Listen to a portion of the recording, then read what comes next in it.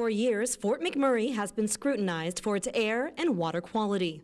So the WBEA, with the assistance of their lead scientist, are attempting to clear the air for all residents. Since 2007, there is an intensive, scientifically intensive focus in monitoring in this region. I'm very pleased to say that WBEA hired a lead scientist from the federal government. This individual, Dr. Kevin Percy, has 35 years of experience with the federal government, and he's now come to Fort McMurray and come to WBEA, and he oversees our scientific programs. As well, we have hired an atmospheric chemist with a data analysis capability as well, and so she's now working for the organization. Dr. Piercy has now been with the WBEA for 2 years, where he is in charge of monitoring that occurs in the Wood Buffalo airshed, which is the largest airshed in Alberta. And being so far north, it comes with its own unique challenges. Of course, outside the river valley, power is an issue.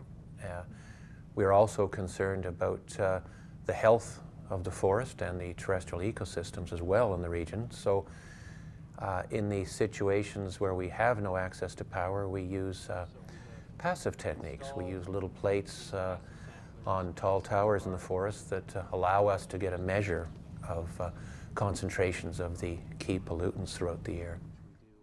With over 84 specialized analyzers working 24/7, 365 days a year, the WBEA is consistently monitoring the air quality and therefore allowing for precise, consistent reports to be released.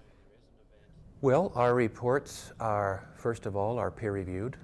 So they are looked at, they are scrutinized by committee members, our stakeholders in the region that belong to WBEA. Our reports are critically scrutinized by our external scientific peers, so they do go through peer review. And our reports are also shared openly for the public to read on the WBEA website. The WBEA releases reports for residents in the municipality.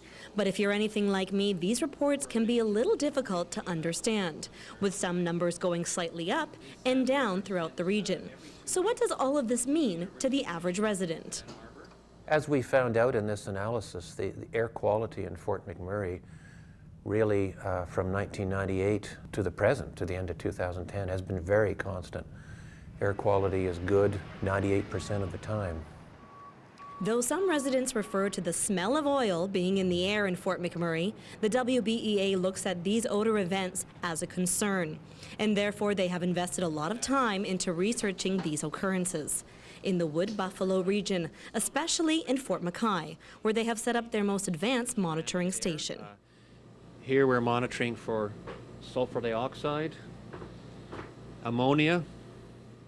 With this equipment, we're really trying to get the definitive data on the chemical composition of odors when these odor events occur, so that community health professionals can be better informed on what's causing the odors, and as well we can inform our members so that they can then use these data to try and address sources of these odors.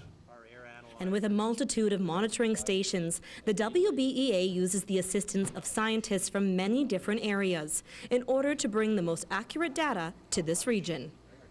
As well, some of our work extends to the US EPA, that's the US Environmental Protection Agency. They also are doing some work with us, as well as folks from Europe that are involved in some of our programming. So I think, as I said, it is the most intensive focus on science, probably in any one area. And we have brought in some of the best people in the world to be part of this air monitoring program that we have set up here. So with a very transparent policy allowing for residents and scientists to access the data 24/7 on their website, people can always stay in the know when it comes to our air quality. In Fort McMurray, I'm Bianca Jade for Shaw TV.